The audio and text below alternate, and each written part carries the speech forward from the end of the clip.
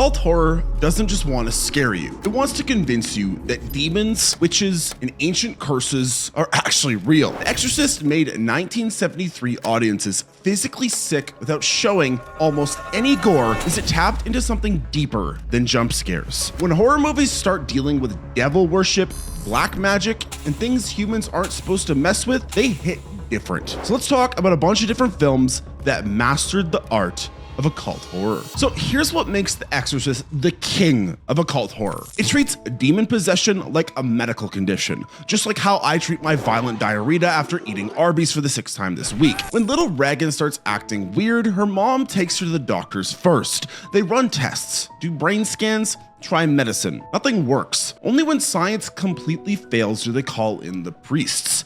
And that's terrifying because it feels real. The movie doesn't just throw a demon at you and hope for the best. Director William Friedkin actually brought in real priests as advisors. He wanted the exorcism ritual to be authentic, not some Hollywood nonsense. So when Father Carras and Father Marin start their Latin chanting and holy water throwing, it's based on actual Catholic procedure, which is way scarier than made up magic words. But the real genius move, the demon isn't some generic evil thing. It's Pazuzu, an actual ancient Mesopotamian wind demon. Friedkin did his homework, even had archaeologist advisors to make sure the Iraqi prologue looked right. When you're dealing with a 4,000-year-old demon that has a real name and real history, it hits different than generic scary monster number 5. The possession scenes work because they're disgusting, but they're not just gory. Friedkin pukes green stuff. Her head spins around. She levitates, but you're not watching someone get chopped up. You're watching a sweet 12-year-old get completely destroyed by an ancient evil force. That's way worse than Annie's slasher kill. And here's the kicker. Oftentimes, religion do not like horror movies because they portray the church in the wrong light. But the Catholic Church didn't ban this movie. They actually said it reinforced faith by showing the power of religious ritual. When the actual Catholic Church, which are the biggest boomers on earth, say your demon movie is theologically sound, you've genuinely created something frightening. But what if the devil doesn't need dramatic possession scenes? Well, let's talk about Rosemary's Baby. This movie figured out something brilliant. The scariest occult horror happens when nobody believes you're in danger. Roman Polanski took satanic cults and made them nice. There were friendly old neighbors who bake cookies and offer helpful pregnancy advice, except they're also devil worshippers planning to use your baby as the Antichrist. You know, typical neighbor bonding type stuff. The genius here is the gaslighting. Every weird thing that happens to Rosemary gets explained away by concerned adults. The strange herbal drink that tastes awful, just good for the baby, dear. Those scratches on your back after that weird dream, well, you probably did it in your sleep. You know, pregnant women, they're just crazy, right? Obviously you did it to yourself. We're not gonna take you seriously at all. Your husband suddenly getting acting jobs after being a nobody? Obviously he's just talented. That's what I like to tell myself, so if he can do it, why can't I? Yeah, we're both lying to ourselves. Mira Farrow sells this perfectly. She's not some final girl kicking ass. She's a tired pregnant woman who keeps getting told she's overreacting. And honestly, if your elderly neighbor started giving you pregnancy advice while wearing matching outfits and speaking in weird sync, you'd probably think you were losing it too. The satanic ritual scene is genuinely disturbing without showing much. Rosemary thinks she's having a dream with her husband, but she keeps seeing glimpses of something wrong. Wrinkled hands, yellow eyes, a gross smell. Then she wakes up with scratches. The movie makes you wonder what actually just happened, which is way scarier than just showing you some crazy devil scene. The ending still hits hard though. Rosemary finds out her baby really is the Antichrist, and her response is she rocks him gently and accepts her role as devil mom, because at the end of the day, it's still her kid. That twisted maternal instinct is what makes this occult horror work so well. I mean, just put yourself in your own shoes. I know my audience isn't that old to have children most likely, but some of you out there probably have kids. If they were the spawn of Satan, what would you do? Probably you're gonna take care of your baby. Why? Because that's what mothers do. Sometimes evil doesn't hide in adults at all. It's in children. The Omen had a wild idea. What if your adorable 5-year-old is literally the Antichrist? Well, if it was my 5-year-old, I'm taking that kid golfing and I'm gonna use him as a golfing ball. Because like I'm not dealing with getting creepy stares and he's probably gonna kill me when he's adult anyways. So Anyways, sue me if that's too far, people. Sue me if that's too far. Chupacabra does not want his kid to be the Antichrist. Oh my God, cancel him. Anyways, this kid is not possessed by a demon. He's not influenced by evil. He's just straight up Satan's kid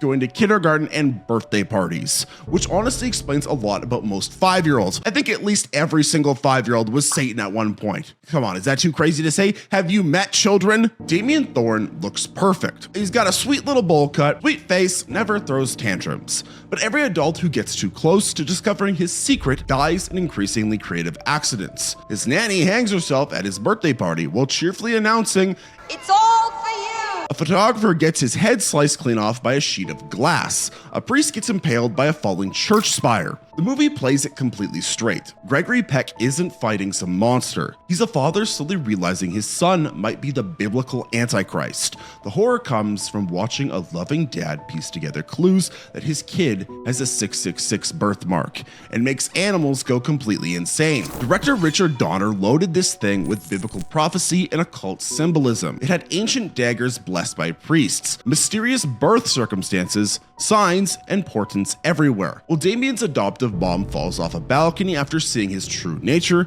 it's not an accident. It's divine punishment for harboring the Antichrist. The movie treats religious prophecy as fact, not metaphor. The ending is perfect. Damien survives, his new guardian takes him to church, and the little bastard turns to smile directly at the camera. Evil won. The Antichrist is going to Sunday school now. Hope your kids don't sit next to him in the pews. Of course though, evil doesn't need children when entire towns will volunteer to do its bidding. Corgi, look at the dog! The Wicker Man pulls off the impossible. It makes paganism look fun right up until they burn you alive. This isn't some dusty occult ritual happening in my mom's basement. It's a whole Scottish island throwing a cheerful folk festival where the grand finale is human sacrifice. Tourism at its finest. Sergeant Howie shows up looking for a missing girl and finds an entire community that abandoned Christianity for the old gods. They're not devil worshippers. They're nature worshippers who happen to think killing people makes the crops go better, which is definitely not covered in your standard farming guides. And trust me, I should know. My dad is a farmer. I grew up on a farm my entire life. We didn't kill anybody to make the crops grow better. You know, it's like as far as I'm gonna tell the internet or anything though. The brilliance here is how normal everything seems. Kids dance around maypoles, adults sing folk songs, everyone's having a great time celebrating fertility and harvest. It's basically a Renaissance fair if Renaissance fairs ended with ritual murder. Christopher Lee plays Lord Summerisle with such charm that you almost want to join his weird crop cult. Almost. The horror builds through Howie's growing realization that he's not investigating a crime, he's walking into a trap. The missing girl was bait. The whole island planned this. Every friendly conversation, every helpful local.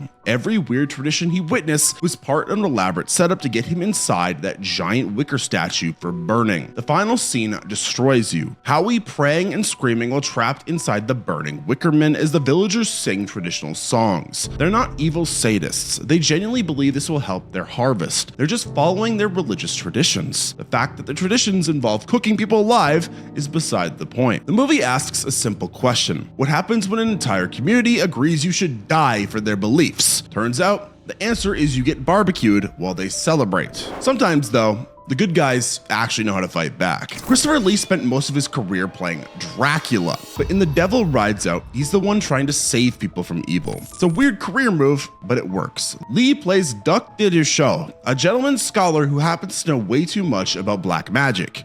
When his friend's nephew joins a satanic cult, the Duke doesn't call the police. He breaks out the holy water in protective circles. The movie treats occult warfare like actual warfare. Both sides have rules, weapons, and strategies. The Satanists perform their rituals to summon demons. The good guys draw protective circles and recite counter spells. It's chess, but with more human sacrifice and significantly higher stakes. The big showdown happens when the heroes barricade themselves inside a chalk circle for protection, while the cult leader Mordecai attacks them with every demon he can summon. A giant spider appears and tries to break the circle. The Angel of Death shows up on horseback, and this is 1968. So they built an actual skeleton rider that crashes through the window. The practical effects look ridiculous now, but they're still more unsettling than most CGI. What makes this work is how seriously everyone takes the magic. Nobody questions whether protective circles work or if demons are real. Lee's character explains exactly how occult protection works, then proves it by not dying horribly. The movie assumes you believe in this stuff, which makes you start believing in this stuff. The Duke wins through knowledge and faith, not luck or last-minute plot twists.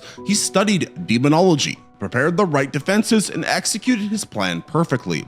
It's rare to see a horror movie where the smart guy actually stays smart throughout the entire thing, but here we are. What if witches didn't need to hide in the shadows? Suspiria decided that horror movies were too dark and gloomy, so Dario Argentino made a witch movie that looks like a rainbow threw up all over Dance Academy. Every single room is lit in deep reds, electric blues, and toxic greens. It's the most beautiful nightmare you'll ever watch, assuming you don't have epilepsy. American ballet student Susie enrolls at a German dance studio that's actually a front for a coven of ancient witches. The headmistress is Helena Marcos, also known as the Black Queen, who's been using the school to lure young dancers for decades. It's basically a magical boarding school, except instead of learning spells, you get murdered by your teachers. So, Harry Potter. The opening scene sets the tone perfectly. A student flees the academy in terror and gets brutally stabbed to death in elaborate slow motion. Then she crashes through a stained glass ceiling. Argento films this murder with the same care most directors reserve for love scenes. It's gorgeous and completely horrifying. Suspiria doesn't explain much about why the witches do what they do. They're evil, they've been around forever, and they really don't want students asking too many questions. So you're not gonna ask too many questions about why they want to do that either. Sit down, shut up, and just watch. Sometimes a maggot infestation drops from the ceiling. Sometimes the school's pianist guide dog mauls him in public. These things just happen when you're sharing a building with immortal witches. The whole movie feels like a fever dream. Goblin synthesizer score never stops shrieking at you. The colors are so intense they hurt your eyes. Characters speak in dubbed English that doesn't quite match their mouth movements. Everything feels slightly wrong, which is perfect for a movie about a place that looks normal, but definitely isn't. Now imagine witches that actually felt real to the people watching. Let's talk about The Witch. Robert Eggers researched The Witch so obsessively that he used actual 1600s dialogue from court records and diaries. Every word sounds period accurate because it is period accurate.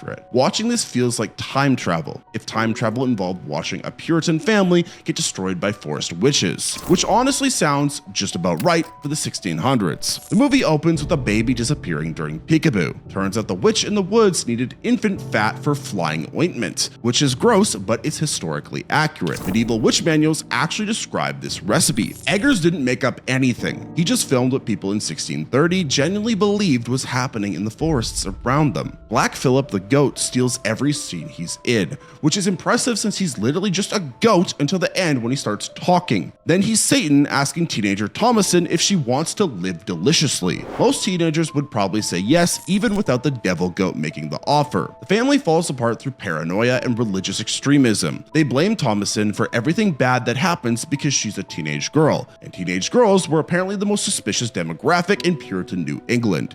When your society thinks teenage girls are inherently evil, maybe the problem isn't the teenage girls. The ending ruins you. Thomas's entire family is dead. She's alone in the wilderness, and Satan offers her a way out through witchcraft. She signs his book and then floats up into the sky with a coven of cackling witches. It should feel triumphant. She escaped her horrible situation, but instead it feels tragic because becoming a witch was literally her only option for survival. Moving on though, modern horror learned from these classics and got really good at it. James Wan took every haunted house cliche from the past 50 years and somehow made them scary again. The Conjuring has creaky doors, weird noises, cold spots, and ghostly figures. All the standard haunted house checklist items, except one actually makes you jump when the doors creak, which should be impossible by now. Us horror fans have become immune to this type of stuff. Not here. The Warrens show up as demonologists who treat supernatural investigation like a professional job. They have equipment, procedures, and a museum full of cursed objects at home. Lorraine Warren gets psychic visions while Ed Warren takes notes and photographs. It's ghost hunting is a middle-class career, complete with matching outfits and business cards. The witch haunting the house is Bathsheba, who killed her baby as a sacrifice to Satan in the 1800s and cursed anyone who'd live on her land. Standard witch stuff, but the movie sells it through practical effects and perfect timing. When Bathsheba possesses the mom and makes her try to kill her own kids, it connects directly back to the original witch's crime. That's solid supernatural logic and great story building. The hide and clap scene destroys everyone who watches it. The kids play a game where they clap to find each other while blindfolded. Later, the mom hears clapping in a dark hallway and assumes it's her daughter. It's not. When those ghostly hands appear, clapping right next to her face, people in theaters scream so loud they probably woke up actual ghosts from the dead. One proved that you don't need to reinvent occult horror. You just need to do it really, really well. The Conjuring uses every traditional haunting element, but executes them perfectly. Sometimes the old ways work best, especially when you've got a witch who's been practicing for over a century. But other movies prefer demons that come with the house you buy. Let's talk about the #1 horror movie I recommend to anyone who seriously wants to get into horror: Sinister. Sinister actually got scientifically proven as the scariest movie ever made when researchers hooked audiences up to heart rate monitors. Viewers' hearts peaked at 131 beats per minute during the lawnmower scene. Obviously this can be fooled, and obviously this isn't completely true, but it's a lot of good data that tells us it's a scary movie. For context, that is a really good workout worth of terror. Apparently watching a demon force children and murder their families really gets the blood pumping. Ethan Hawke plays a true crime writer who finds a box of home movies in his attic, except these aren't vacation videos. They're snuff films where families get killed in creative ways: drowning, hanging, lawnmowering. Each film has the same ghostly figure lurking in the background: Bughuul, an ancient pagan deity who collects children's souls through images. The brilliant twist is that Bughuul uses modern technology as his delivery system. He's not summoned through ritual or seance. He spreads through film footage. Watch his movies and you invite him into your home. It's demonic marketing, which explains why the film industry is in such rough shape these days. Every family that watches Bughuul's home movies gets murdered by their own kids, who then disappear with the demon. The children become his servants, trapped forever in his supernatural film collection. It is child abduction meeting occult horror meets found footage, all wrapped up in one of the scariest horror movies ever made. The ending hits brutal and fast. Hawke's daughter axes the whole family while filming it, then walks into Bughuul's realm through the movie projector. The final shot shows Bughuul grabbing the girl as she joins his collection of murderous ghost children. Evil wins completely, and there's a new snuff film ready for the next family to find. But at least those demons are strangers, because family curses can be much worse. Hereditary starts as a family drama about grief and ends with a naked cult crowning a teenage boy as the vessel for King Payman, one of Hell's 8 kings. That's quite a tonal shift, but somehow Ari Aster makes it work. Most family therapy sessions don't involve demonic possession, though some probably should. The Graham family thinks they're dealing with a normal tragedy when the grandmother dies. Then weird stuff starts happening. Symbols appear carved into trees. The daughter makes clicking sounds with her tongue. The mom builds creepy miniature dollhouses that seem to predict future events. You know, standard grief processing, really. Charlie's death scene traumatized an entire generation of movie watchers. Without spoiling too many details, let's just say the human neck is not built to get rammed with a telephone pole. Don't try that for yourself, kids. The sound design alone caused people to literally walk out of theaters.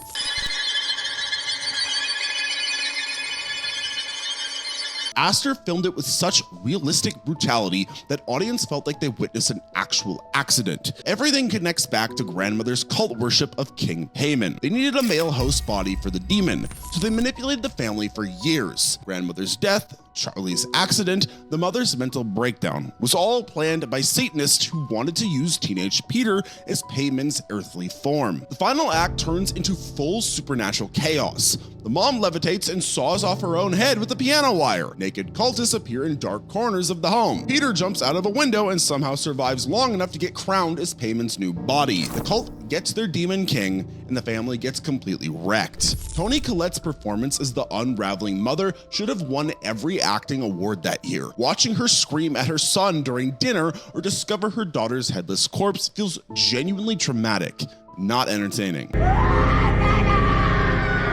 Though some horror works best under the brightest sunshine out there. Again, we're talking about Ari Aster because he looked at every horror movie rule and decided to break them all. Most scary movies happen at night in dark places. I mean, his last movie Hereditary did, but Midsommar takes place during Sweden's midnight sun, where it stays bright for months. Turns out watching people get murdered in beautiful daylight hits way different than your standard basement torture chamber. Florence Pugh plays Danny, who goes to Sweden with her boyfriend and his friends for a folk festival. The Harga commune seems lovely. Flower crowns, traditional dances, everyone's smiling constantly. Then two old people jump off a cliff as part of their life cycle ritual, and suddenly the vacation vibes shift dramatically. The Harga practice ancient pagan traditions that involve human sacrifice, hallucinogenic drugs, and ritualistic ceremonies. They're not evil. They genuinely believe this stuff works. When they sew Christian into a bear carcass and burn him alive, they're following religious protocol, not being sadistic. And that is somehow worse than regular movie villains, because these people genuinely believe they are doing good for the world, yet they are committing horrible acts, and that is terrifying. I just think it's really crazy what religion can make people believe, regardless of the religion. Danny gets crowned May Queen after winning a dance competition while completely high on psychedelic tea.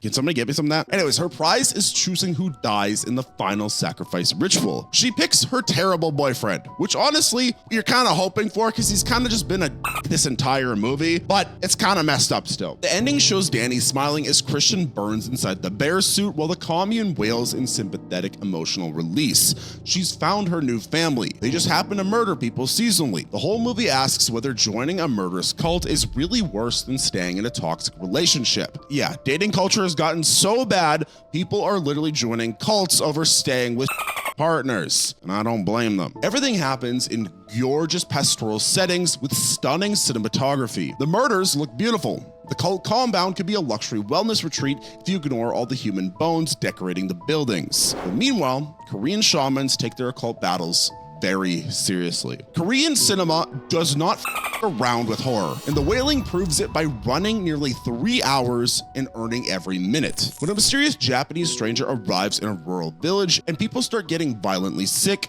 local cop Jong-gu has to figure out whether he's dealing with a disease, a ghost, or something much worse. The sickness makes villagers murder their own families, then fall into catatonic states covered in horrific rashes. Jong-gu's investigation leads him deeper into Korean folk beliefs about demons and spirits.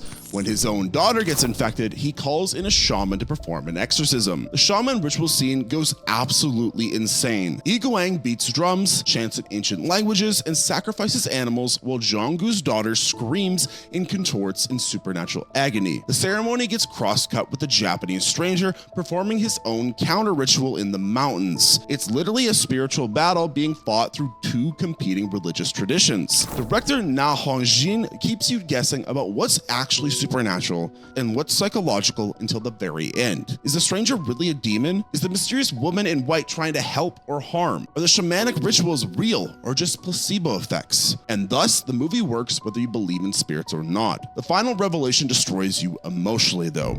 Jong-gu makes the wrong choice about who to trust, and his daughter dies because of it. The demon wins through manipulation and misdirection. Evil succeeds because good people make understandable mistakes under impossible circumstances. The Wailing earned its reputation as one of the scariest Korean films ever made by treating folk beliefs with complete seriousness. When everyone in the story believes shamans and demons are real, you're gonna start believing it too. But moving on, some occult forces don't even need to be alive to cause their problems. Let's talk about the Autopsy of Jane Doe. Two corners get a mysterious corpse with no identification and decide to work late figuring out how she died. Huge mistake. This unnamed woman looks perfect on the outside, but her insides tell a completely different story. Her lungs are charred, her organs are destroyed, and there's a cloth with occult symbols stuffed in her stomach. Also, she's somehow still alive. Why are you doing that, girl? Huh? Why are you doing it? Why are you gonna be freaky? Tommy and Austin Tilden run the family morgue business.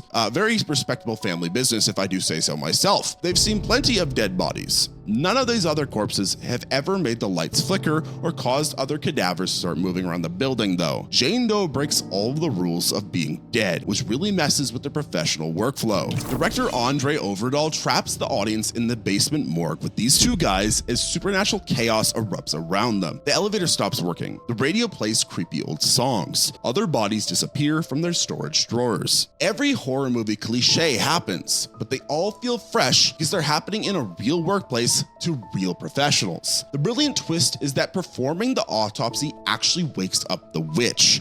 Every cut they make, Every organ they examine, every test they run brings her closer to full consciousness. She was tortured centuries ago during the witch trials. Now her body holds that pain forever. The autopsy isn't solving her death, it's reliving her torture. By the end, Tommy sacrifices himself to contain the witch's curse, but it doesn't work. The final shot shows Jane Doe's toe twitching slightly as she gets loaded into another ambulance. She's going to wake up wherever they take her next. The witch curse continues. Some other medical examiner is about to have a very bad time. Moving on though, real occult rituals take a lot more work than movies suggest. Most horror movies show occult rituals lasting maybe 5 minutes with some candles and Latin words being chanted. A dark song shows what summoning an angel actually requires. 6 months of grueling preparation, total isolation, enough psychological torture to break most people. It's the least fun magic you're ever gonna watch. Sophia hires occultist Joseph Solomon to perform the Amber Melon operation, a real historical ritual designed to contact your guardian angel. They lock themselves in a remote house for months to complete the ceremony. No leaving, no contact with the outside world, no shortcuts. Solomon makes Sophia follow every single rule perfectly, because one mistake will ruin everything. The ritual involves drawing complex symbols, daily purifications, fasting, meditation, and drinking each other's blood. Catherine Walker and Steve Oram sell every miserable moment as their characters slowly lose their minds from isolation and spiritual exhaustion. This is not Harry Potter magic. It's more like occult boot camp designed by someone who hates you. Director Liam Gavin based everything on actual grimoire instructions, so the magical procedures feel authentic instead of made up. When demons finally appear in the house's basement, they look genuinely terrifying because the movie earned that supernatural payoff through months of realistic preparation. The ending hits different because Sophia's real goal isn't contacting her dead son. She wants revenge on his killers. When she finally meets her guardian angel and gets offered anything she wants, she chooses forgiveness instead of murder. After 6 months of magical hell, she finds peace through mercy. It's surprisingly moving for a movie about summoning creatures from other dimensions. A dark song really goes to show that real occult practice would be absolutely exhausting. Most people can't handle a juice cleanse for 3 days without their being blown out, let alone 6 months of magical ritual isolation. Now moving on, let's talk about the movie where ancient gods don't care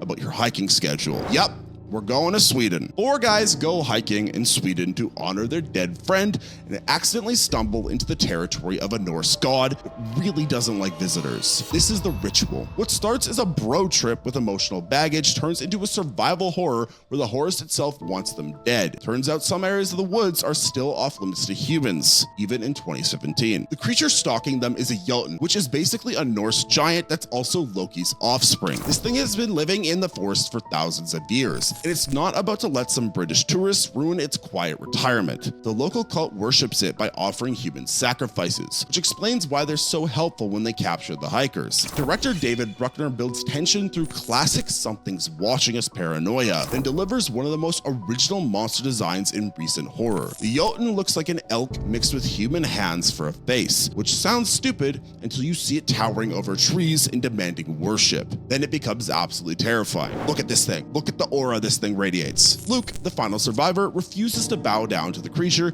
even when it could easily kill him. His defiance isn't heroic, it's exhausted. He's tired of running, tired of feeling guilty about his friend's death, and tired of ancient gods treating him like prey. When he screams at the monster and walks away, it actually lets him go. Apparently, even Norse demigods respect a valid crash out. The ritual proves that the old gods never really die. They just wait in the deep woods for lost hikers to wander into their domains. So next time you go camping and hear strange noises, maybe don't investigate. Some mysteries are better left unsolved. And those are some of my favorite and the best depictions of occult horror. If you enjoyed watching this video, make sure to give it a like and subscribe to the channel for more content just like this. And YouTube just rolled out the new hype feature, which you can gift creators hype points for free, which helps our videos get shown to more people. So if you wanted to give this video some hype, that would be greatly appreciated. And if you want to watch even more of my content, you should watch the video on screen now.